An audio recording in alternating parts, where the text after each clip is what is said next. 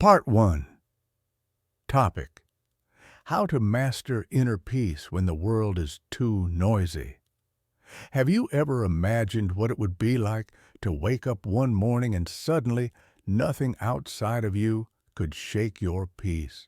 Not a cold glance, not a passive-aggressive text, not even the silence of someone you once poured your heart into. Picture that for a second, a life where your inner peace isn't hanging by a thread. It's not some delicate flame flickering with every breeze. It's a quiet fire burning steady from within, calm, resilient, untouchable. Most of us live like open wounds, don't we? Every little breeze feels like a hurricane. A whisper turns into thunder. One careless word feels like betrayal. But what if being sensitive didn't mean we had to suffer? What if you could keep your heart wide open, stay deeply human, and still not let the chaos of the world set the rhythm for your mind?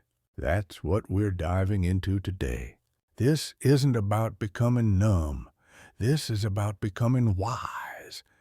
It's about learning how to feel everything without letting everything break you. About standing in the middle of life's noise and still holding silence inside. And this journey starts with one powerful truth. Peace isn't something you find. It's something you build. One breath at a time, one choice at a time, one moment at a time. So take a deep breath with me, and let's begin. Let's start with the myth that's got a lot of people trapped. Most people think peace is a lucky accident, like, oh, I feel calm today because nothing's going wrong.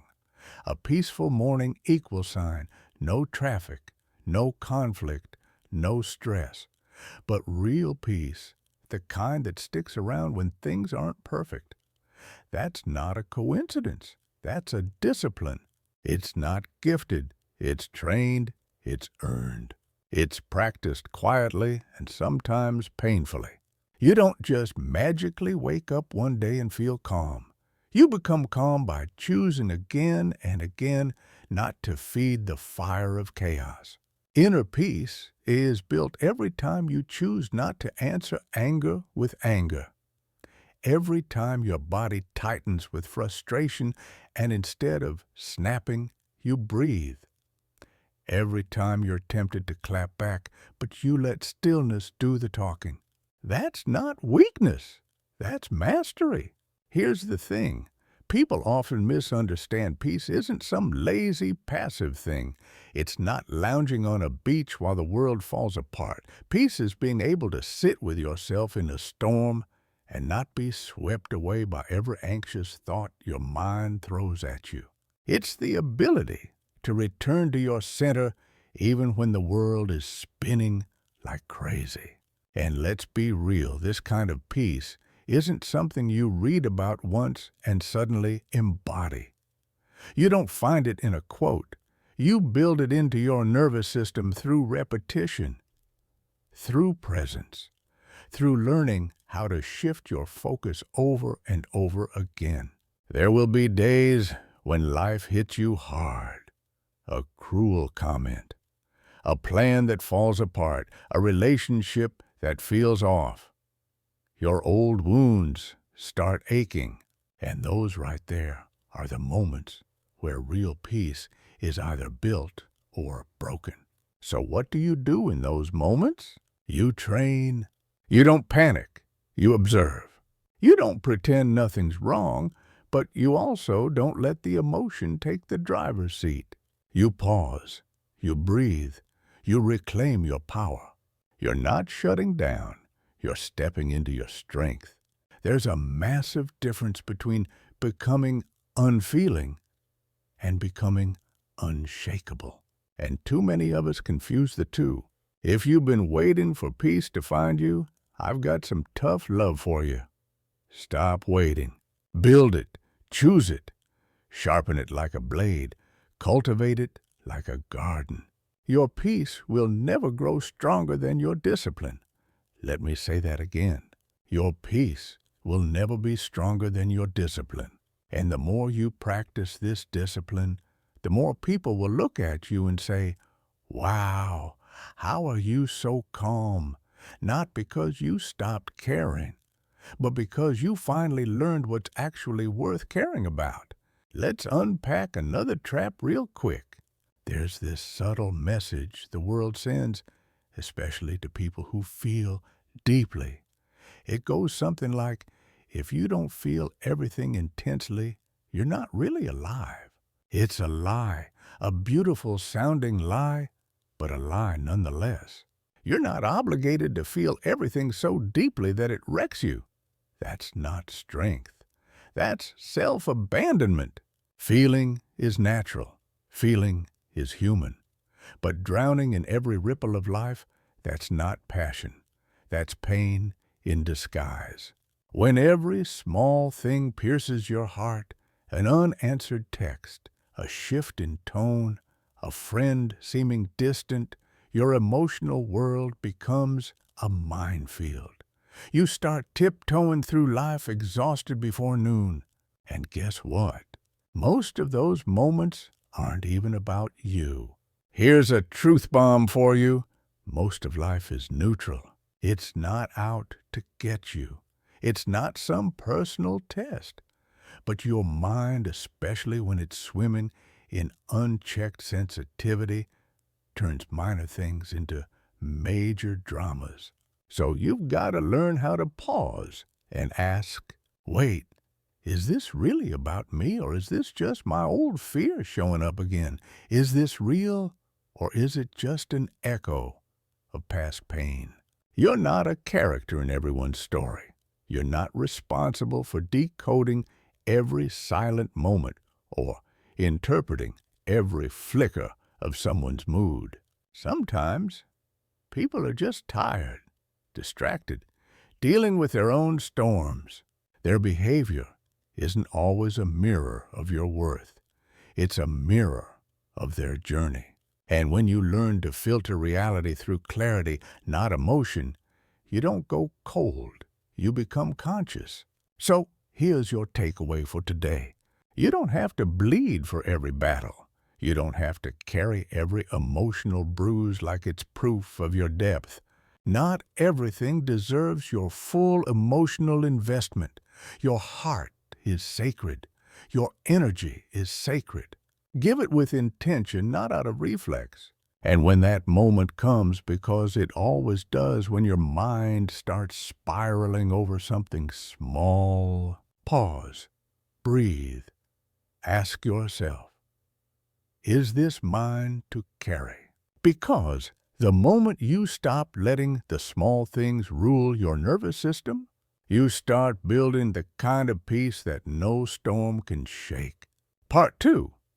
Topic: you don't have to bring everything. How to protect your P. Let's keep going. In Part 1, we talked about how peace isn't a passive thing. It's a discipline. It's something you build. Now, let's go even deeper, because once you start filtering out what isn't yours to carry, something magical begins to happen. You begin to breathe easier. You begin to live lighter. But here's the truth. That doesn't just happen on its own. You have to actively choose to stop overfeeling every moment like it's life or death. Let me ask you a question. How many moments in your life have been wasted overthinking something that didn't even matter in the long run? Think about it. That one word someone said that you kept replaying in your head. That look you weren't sure how to interpret. That silence you filled with 1,000 made-up stories. How many of those little things snowballed into sleepless nights, into strained smiles and unnecessary apologies, into you spiraling in self-doubt when in reality, it wasn't about you at all. Here's something we don't talk about enough. Not everything deserves your emotional investment. Your empathy, your attention, your heart. These are precious. sacred even. They should never be thrown like confetti over every small discomfort or social hiccup. You're allowed to say, "This moment doesn't define me. This silence doesn't deserve a throne in my mind. This isn't mine to carry." You're allowed to watch an emotional wave come in, and instead of drowning in it, you simply observe. Feel the sting, yes. But don't build a house in that pain. Don't give it permanent residency in your soul. And here's the irony. When you stop overfeeling, you actually feel more purely. Your emotions become cleaner, not distorted, not amplified, just true. You give yourself space to grieve when grief is real, to celebrate when joy is real, to connect when the connection is genuine, not forced or confused by your own projections. When you stop reacting to every little thing, you're not becoming cold, you're becoming clear. And from that clarity comes emotional richness, not emotional chaos. Let's reframe something right now. This isn't about denying your sensitivity. It's about elevating it. It's about taking the raw, powerful gift of being a deeply feeling human and sculpting it into something wise, something strong, something sacred. Because, let's be honest, if your sensitivity isn't anchored in strength, it turns inward. And when that happens, it stops being a gift. It becomes a blade that cuts you. You've probably felt this before. You care so much. You notice so much. The tremble in someone's voice, the vibe in the room, the thing that no one else picks up on. That's not a weakness. That's a superpower. But only if it's rooted in resilience. If it's not, you turn into a sponge for pain. You start absorbing hurt that's not even yours. You read too much into everything, and before you know it, your whole nervous system is fried, burnt out from carrying the emotional weather of everyone else. That's not emotional intelligence, that's emotional self-sabotage. Let's get real here. You were never meant to be crushed by your ability to feel. You were meant to use it, to navigate with it, to connect, to sense the unspoken, to show up for people in meaningful ways. But you can only do that if you built a solid foundation. Without it, your own emotions become the enemy. And suddenly, everything hurts more than it should. Every disagreement feels like betrayal. Every quiet moment feels like rejection. Every bad mood from someone else feels like confirmation that you're not enough. And that's exhausting. Not because the world is evil, but because you've handed over your emotional center to everyone but yourself. So let's flip the script. Strength doesn't mean shutting down. It doesn't mean building walls so high that nobody can touch you. It means knowing when to be open and when to pull back. It means understanding what deserves your tenderness and what demands your detachment. You can be sensitive and still be sovereign. You can feel deeply without handing over the keys to your peace. Here's a metaphor for you. Imagine a violin, a beautifully tuned violin. Its strings are sensitive. The lightest touch brings sound. But those strings aren't weak. They're held with tension, with discipline, with structure. That's what creates music. That's what creates beauty. Now, imagine those same strings with no tension, just loose, chaotic, reactive. No sound, just noise. That's the difference between sensitivity with strength and sensitivity with no center. So how do we build that inner structure? It starts with boundaries. Emotional boundaries, not walls. There's a big difference. Walls are built from fear. Boundaries are built from wisdom. Walls say, stay away from me. Boundaries say, this is how I take care of myself. Walls shut everything out. Boundaries let the right things in and keep the wrong things out. When you set boundaries, you're not rejecting people. You're honoring yourself. You're saying, I love you, but I won't let you drain me. I care about you, but I care about me too. I'm here, but I'm no longer available for chaos. And yeah, setting boundaries might upset people, especially the ones who benefited from your lack of them. But that discomfort is worth it, because what you gain is clarity, is space, is peace. And isn't that what you're really after? So the next time your heart starts spiraling over a text, a tone, or a shift in someone's behavior, stop. Ask yourself, is this really about me? Or is it just an old fear showing up again? Is this a fire I need to put out, or a match I don't need to touch? Because when you stop pouring your energy into every emotional flicker, you finally have space to feel what actually matters. And that's where true calm begins. Part 3 of 8. Title Sensitivity without strength is self-sabotage. Here's how you stop it. Let's talk about the uncomfortable truth that rarely gets acknowledged. Sensitivity without strength. It's not beautiful. It's not romantic. It's a slow form of self-destruction. And look, I get it. You've probably been told your whole life that your ability to feel deeply is what makes you special. And it is.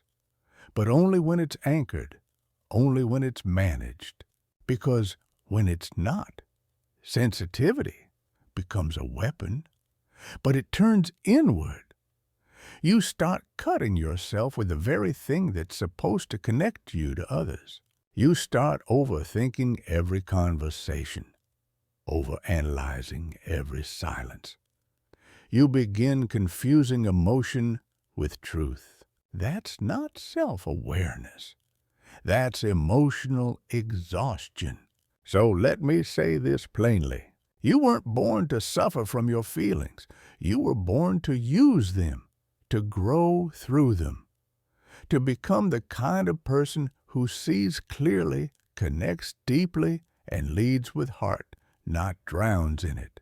But here's the secret. To get there, you need more than heart.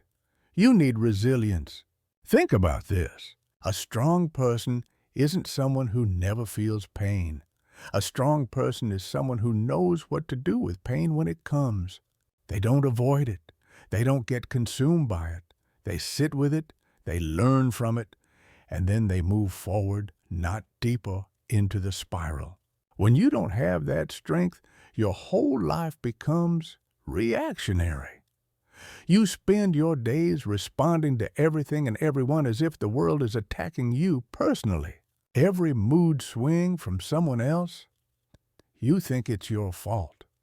Every distant friend, you assume you're being abandoned. Every disagreement, you take it as a sign that you're unlovable. And here's the truth. Most of it isn't even about you. People act out of their own pain, their own triggers, their own past. And if you don't have emotional strength, you'll take all of that personally. You'll carry other people's suffering on your shoulders like it's your job to fix it. You'll absorb their moods, their silence, their instability, and internalize it as proof that you're the problem. But you're not. You're just standing in someone else's emotional weather without an umbrella. So, what do you need? You need boundaries. You need clarity. You need to stop interpreting every shift in the room as your responsibility. Because without strength, your sensitivity becomes self-centered. And that's a hard pill to swallow. Let me explain. When your emotions run wild without structure, you stop seeing people clearly. You start filtering everything through your own wounds. You begin interpreting the world as a constant series of insults, betrayals, and rejections, even when none were intended. You start making every interaction about how you feel, how you are hurt, how you are misunderstood. And when you live through the lens of your pain, the world shrinks, not because it's small, but because your focus is. So here's the shift. True strength means stepping outside of your story and realizing that not everything is about you. Someone being short with you. Maybe they had a rough day. Someone didn't text back. Maybe they're overwhelmed, not rejecting you. Someone didn't show up the way you hoped. Maybe they don't have the emotional capacity to be who you want them to be. That doesn't make it okay. But it does mean you don't have to absorb it all. You don't have to turn every moment into a mirror for your wounds. Let me tell you something powerful. You are allowed to observe someone's pain without making it your pain. You are allowed to see someone's anger without turning it into a question about your worth. You're allowed to notice someone pulling away, and instead of chasing, simply say, I don't know what they're going through, but I know who I am. That's the pivot. That's how you start turning your sensitivity into wisdom. Let's bring in a little Stoic philosophy here. Seneca said, he who angers you conquers you. Every time you react instantly, emotionally, blindly, you give your power away. You become a puppet of the moment, and that's exactly what emotional instability wants control over you. But when you choose to respond with presence, when you don't react, when you breathe, when you observe instead of absorbing, you take that power back. That's strength. That's emotional maturity. That's the difference between reacting like a child and responding like a leader. And no, I'm not saying you should suppress your emotions. Feel them. Let them move through you. But don't build a personality out of them. Don't hand your identity over to passing storms. You can feel deeply and still be grounded. You can cry and still stand tall. You can love hard and still have boundaries. So, here's your challenge. Start noticing when your sensitivity turns into self-sabotage. Start noticing when your mind turns silence into stories. Start noticing when someone else's mood hijacks your day. And in those moments, pause. Ask yourself, is this about them or is this really about me? Am I seeing clearly or through the fog of my fear? Do I need to respond or just return to myself? Because when you stop letting every flicker of discomfort turn into a wildfire, that's when your sensitivity becomes sacred. That's when your depth becomes strength, not suffering. Part 4 of 8. Title, You Don't Owe Anyone Your Peace, Boundaries versus Walls. Let's go deeper. By now, you're starting to understand emotional strength doesn't come from pretending you don't feel. It comes from knowing how to protect what you feel, to honor it, direct it, not let it get hijacked by every storm that passes through someone else's life.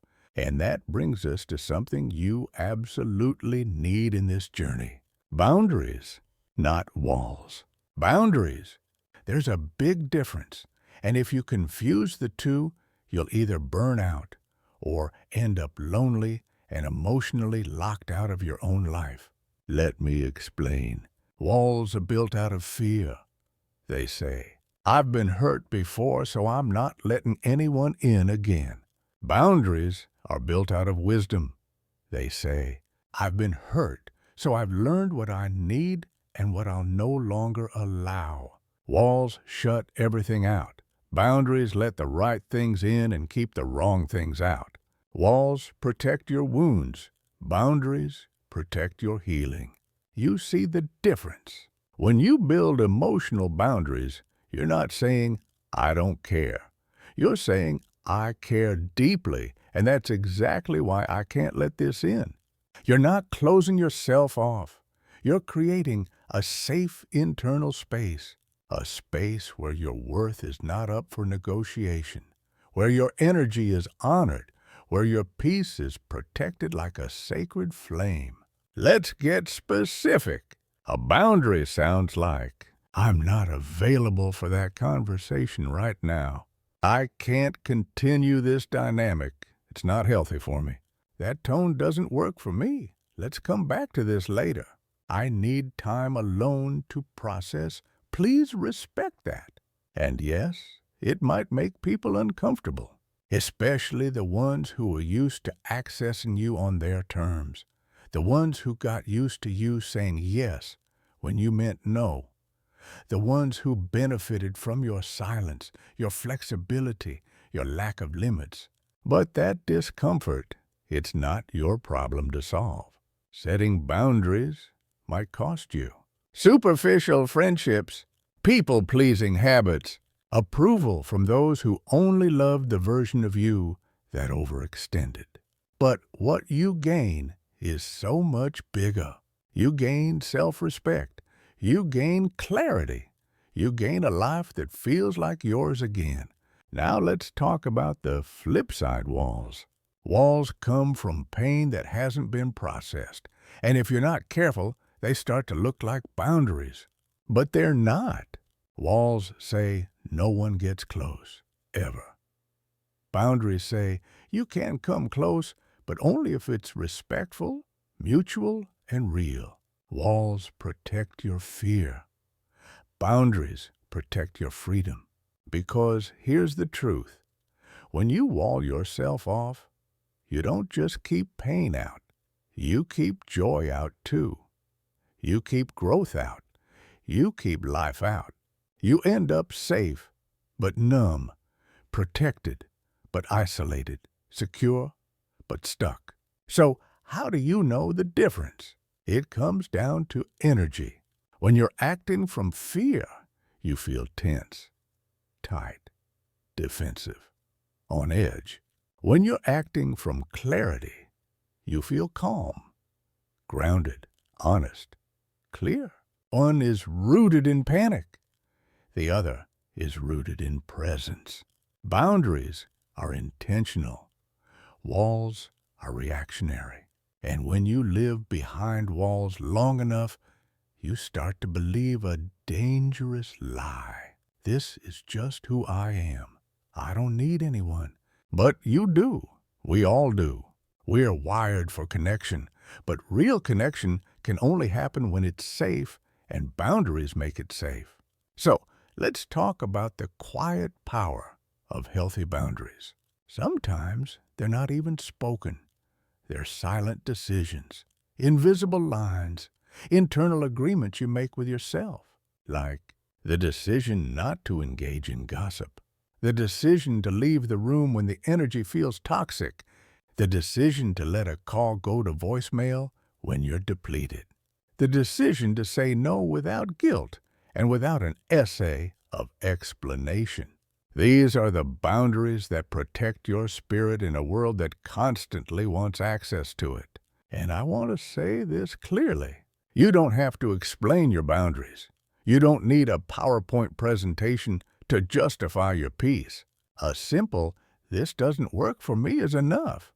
Your boundary is valid, even if it disappoints people, even if they don't understand, even if they get upset. Because your responsibility is not to manage their emotions. It's to protect your own well-being. Marcus Aurelius once said, "Nowhere can a man find a quieter or more untroubled retreat than in his own soul." That's the work of boundaries. To build that retreat, to protect that retreat, to return to that retreat again and again. And no, it's not always easy. People might call you cold. They might say you've changed. They might accuse you of being selfish. But let me offer a reframe. You're not selfish. You're self-respecting. You're not distant. You're discerning. You're not rejecting others. You're protecting yourself so that when you do show up, you can show up fully without resentment, without burnout. So here's your challenge for this week. Start building boundaries that reflect your values, not your fears. Ask yourself, where am I constantly drained? Where am I overgiving? Where am I pretending to be okay with things that I'm absolutely not okay with? And then make a decision, a quiet, calm, clear decision. Because every time you honor your own needs, you reclaim your power, you rebuild your peace, and you reinforce the truth. I am not here to be everything to everyone. I am here to be true to myself. Part 5 of 8 Title Train, Your Nervous System to Feel Safe in Silence. Let's talk about something that most people run from. Something so simple, so quiet, and yet so confronting. Silence. Stillness. That moment when there's nothing playing in the background, no scrolling, no notifications, just you.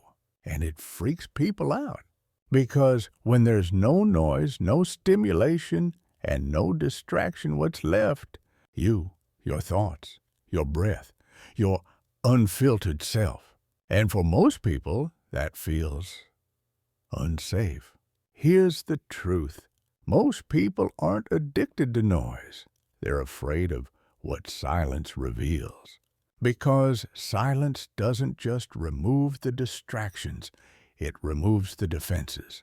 In silence, there's nowhere to hide from your overthinking, your anxiety, your unresolved questions, your emotional clutter. That's why people fill every gap with sound, music, podcasts, TikToks, anything to avoid being with themselves. But here's the key to mastering emotional peace. You must train your nervous system to feel safe in silence. Because until you do, your nervous system will panic every time things go quiet. You'll start overanalyzing. You'll look for something to fix. You'll convince yourself something must be wrong. And that's not because life is off. It's because your nervous system has been wired for noise. Let's get real. We live in a world that never stops talking. We're bombarded with information 24/7. We don't even wait in line anymore without pulling out a phone. We don't sit in cars quietly. We turn on the radio.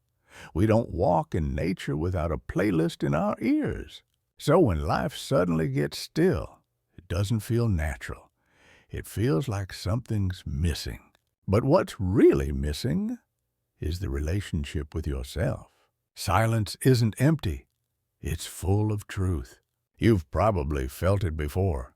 That awkward moment when you sit in your room at night, no music, no noise, just a quiet that feels too loud.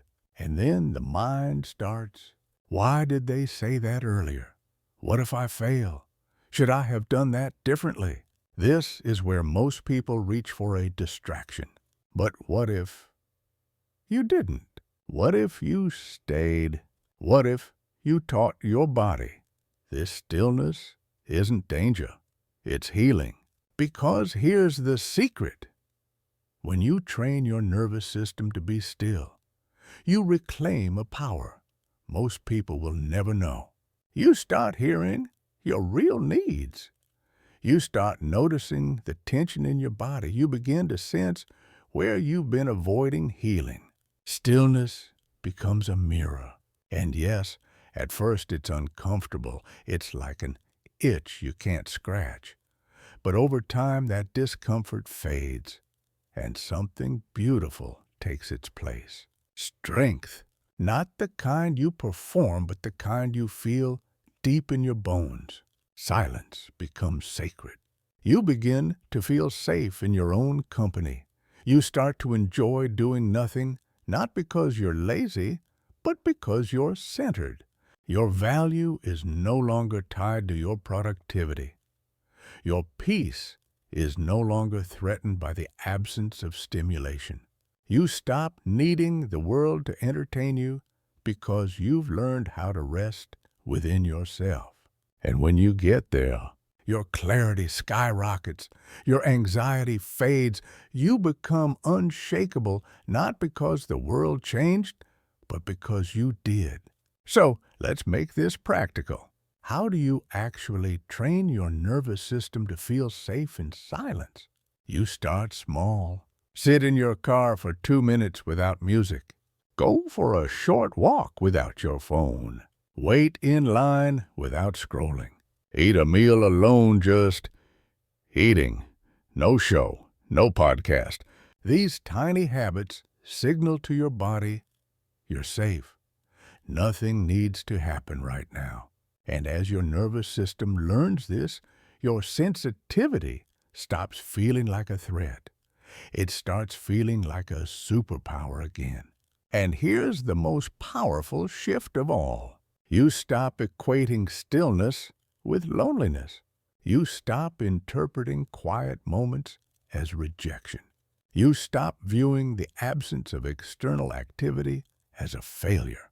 You start recognizing silence for what it really is, a place where healing begins, a space where strength is built, a doorway back to your intuition. Marcus Aurelius once wrote, "Nowhere can man find a quieter or more untroubled retreat than in his own soul." But that retreat doesn't just exist. You have to build it. You have to tend to it, clear the noise, clean the clutter. And that means honoring silence as medicine, not punishment. Because the world will never stop yelling. But when you've trained your nervous system to be still, you won't need the world to quiet down. You'll carry that quiet inside you. You'll become the calm in the storm. So next time you feel the urge to fill the silence, stop, just for a breath. Sit, breathe, observe, and remind yourself, nothing needs to happen for me to feel okay. I am enough even in stillness. Because when silence becomes your sanctuary, no noise can steal your peace again. Part 6 of 8. Title: Calm isn't indifference, it's authority over chaos. Let's address something that gets misunderstood all the time. Being calm doesn't mean you don't care. You've probably felt this. You're holding it together in a stressful situation, staying composed, centered, and someone throws it at you like an insult.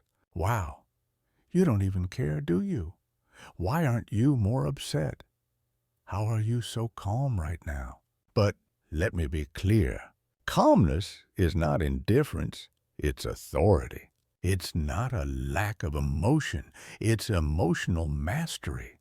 It's not being numb, it's knowing that chaos never built anything worth keeping. We live in a world addicted to emotional noise. Everything's urgent, everything's dramatic, everything's extreme. And when you don't match that energy, when you don't panic, lash out, or escalate, it confuses people. But here's the thing. Anyone can react. Reacting is easy. It's instinctual. Animals react. Toddlers react. But choosing not to react. Choosing to pause, to stay rooted, to speak with clarity rather than emotion. That's rare. That's strength. Let's go deeper. Real calm isn't about detaching from life. It's about showing up fully without being consumed. You're not avoiding feelings. You're managing them. You're not pushing down your anger. You're choosing not to let it drive your decisions. You're not denying your sadness. You're choosing to hold space for it without letting it define your actions. That's powerful. That's self-leadership. When something goes wrong, most people look outside for control. They scramble to fix, to argue, to force change. But calm people, they go inward. They say, I may not control what's happening out there, but I do control how I meet it in here. And that changes everything. Because now, instead of reacting to the chaos, you're responding to it with clarity, not fear. Let's go back to nature for a second. Imagine a storm rolling through the forest. There's a tree standing tall in the middle of it all, wind thrashing, rain pounding, branches bending. But the roots, deep, unshaken. The tree doesn't break, it bends. It weathers, it endures. That's you. Your calm is your roots. Your ability to breathe through discomfort, to stay steady when others are spiraling, to pause instead of explode. That's your emotional depth. Not flashy, not loud, but solid. Here's where people get stuck. They think staying calm is passive, that it means doing nothing. But calm isn't inactivity, it's intentionality. It's knowing that your first reaction is usually not your best one. It's knowing that every moment doesn't need your maximum intensity. Sometimes the strongest move is no move at all. Let me give you a simple example. Someone disrespects you, says something passive-aggressive, takes a shot at your character. Your gut wants to bite back, to clap back, to fire a response that proves your point. But your calm steps in and says, is this worth it? What's the cost of this reaction? Do I want to let their energy dictate my emotional state? Most of the time you'll find the answer is no. Not because you're weak, but because you're finally strong enough to choose your peace over your pride.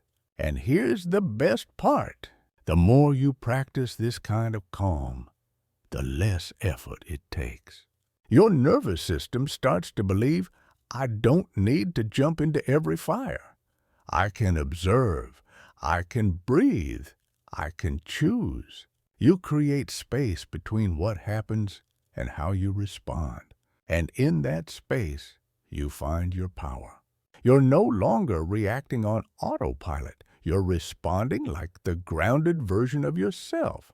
The version that doesn't get dragged into chaos just because chaos invited you.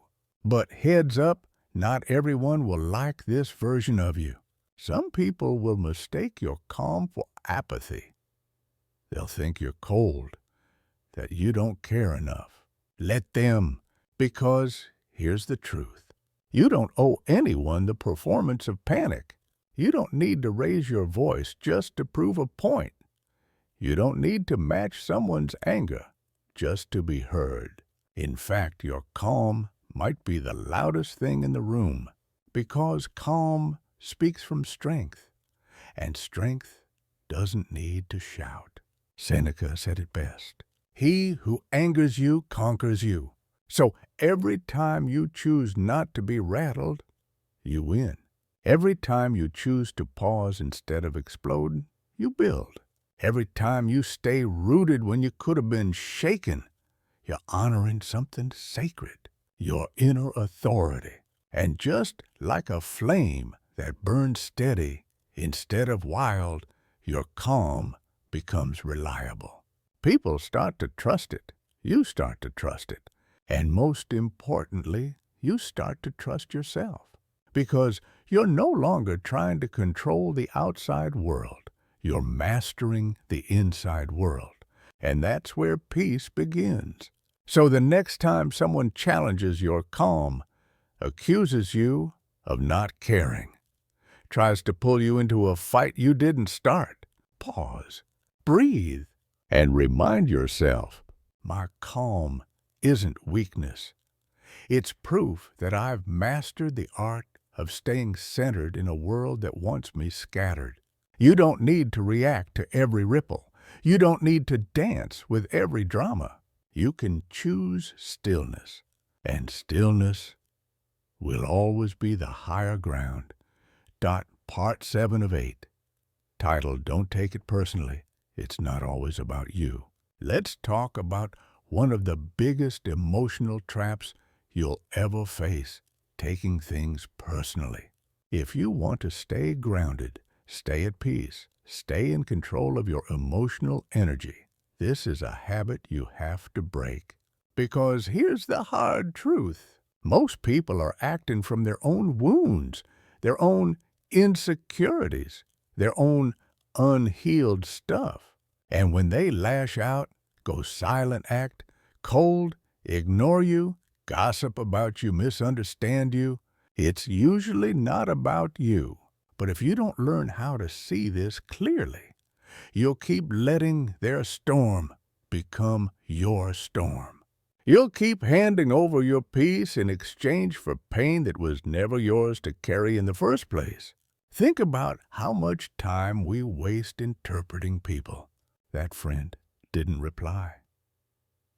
They must be mad at me. That stranger was rude. Maybe I did something wrong. That coworker seems cold. Did I disappoint them somehow? We fill in the blanks with stories that hurt us. We assume we're the problem. We make their behavior a mirror of our worth. But here's the truth. People are living whole, complicated lives that have nothing to do with you. Sometimes they're anxious. Sometimes they're grieving. Sometimes they're insecure, overwhelmed, depressed, lost, burned out. And sometimes they just don't know how to love you the way you need to be loved. And none of that is your fault. It takes strength to not take things personally. Why?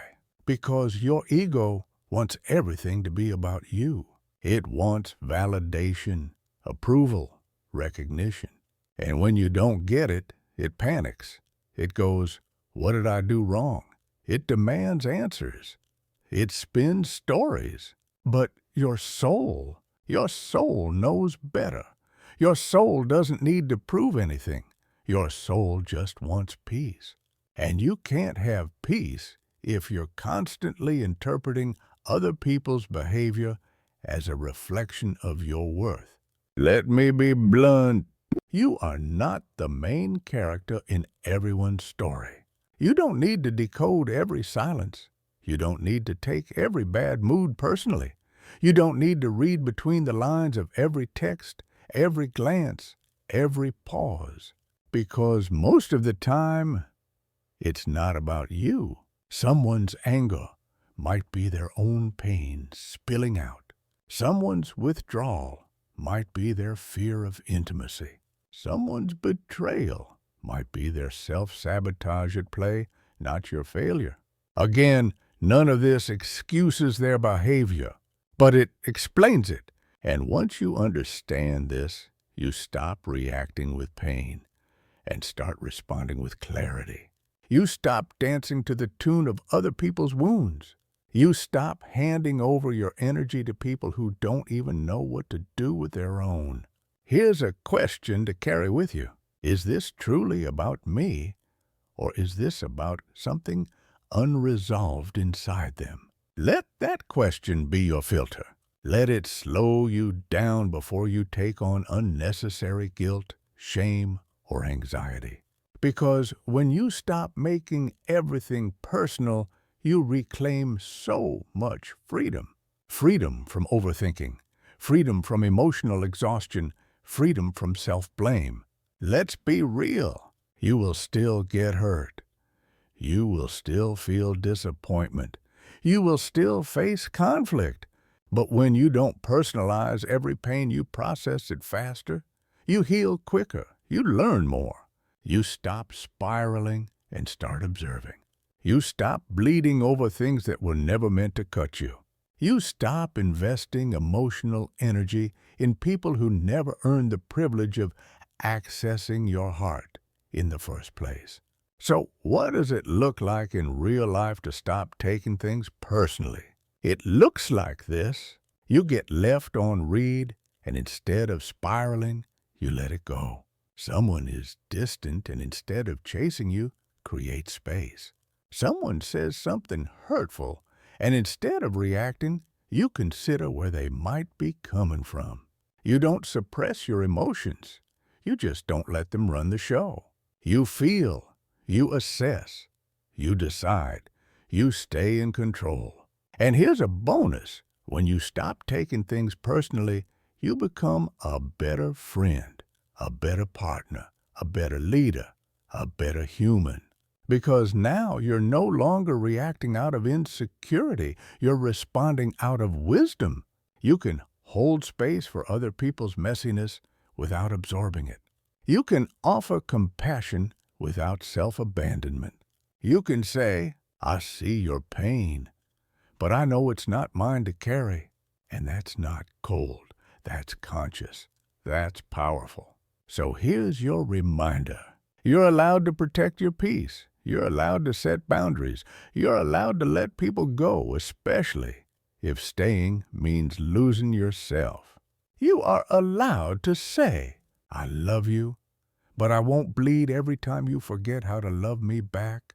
Because you've worked too hard to build this inner calm, to ground yourself, to heal. And you don't owe your suffering to anyone who hasn't done the same. When you stop taking everything personally, you create a kind of untouchable strength, not because you don't feel, but because you've learned what's worth feeling. And that's a strength no one can take from you. Part 8 of 8. Title Your Peace is Sacred. Protect it like your life depends on it. So here we are. You've learned how to stop reacting, how to stop absorbing other people's chaos, how to build calm like a daily ritual. And now there's one final truth to lock in. Your peace is sacred. Protect it ruthlessly, not politely, not occasionally, ruthlessly. Because your peace, it's not just a nice to have. It's not a luxury. It's the foundation of your clarity, your relationships, your happiness, and your purpose. Without peace, everything else suffers.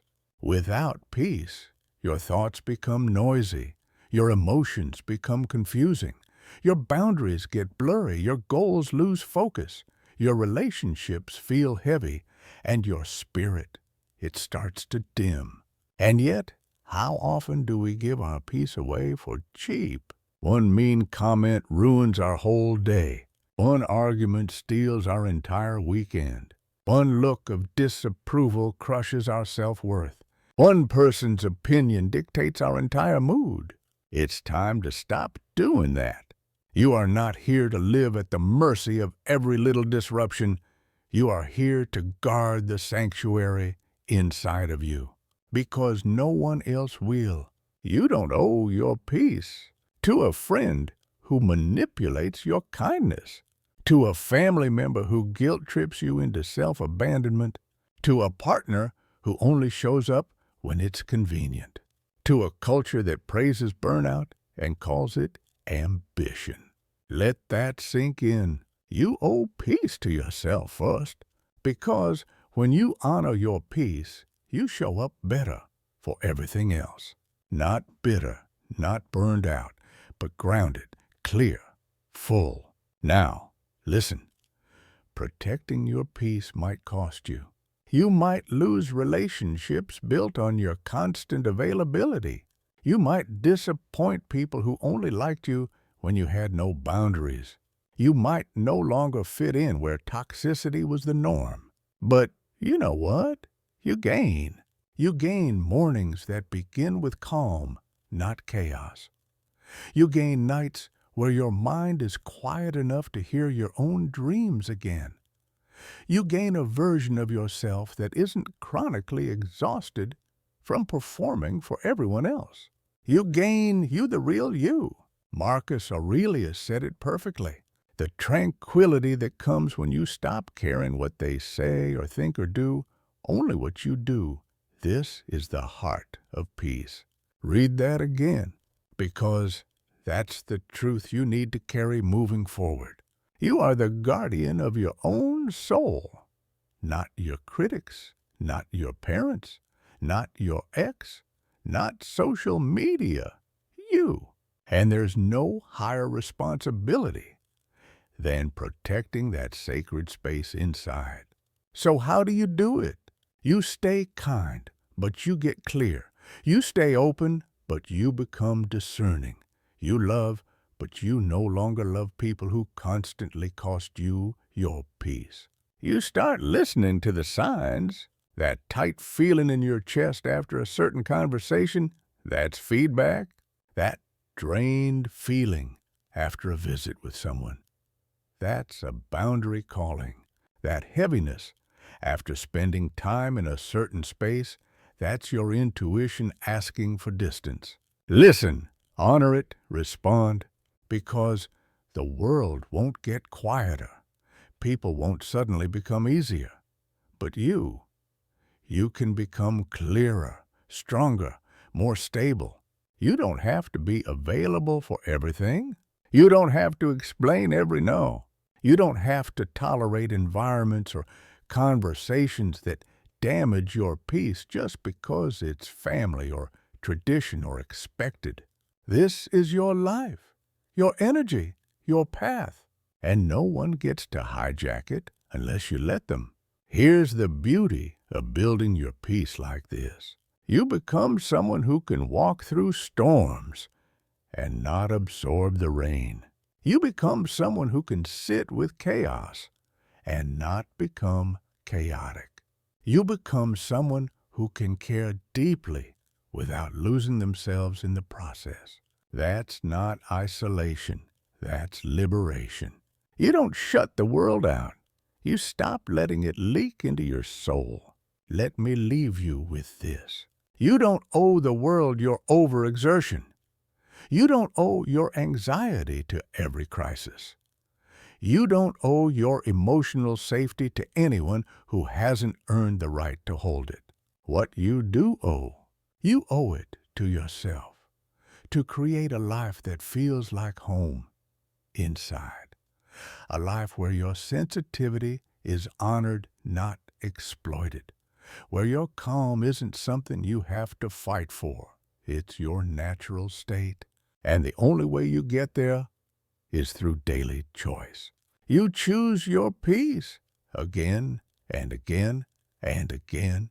So the next time you feel pulled into drama, pause.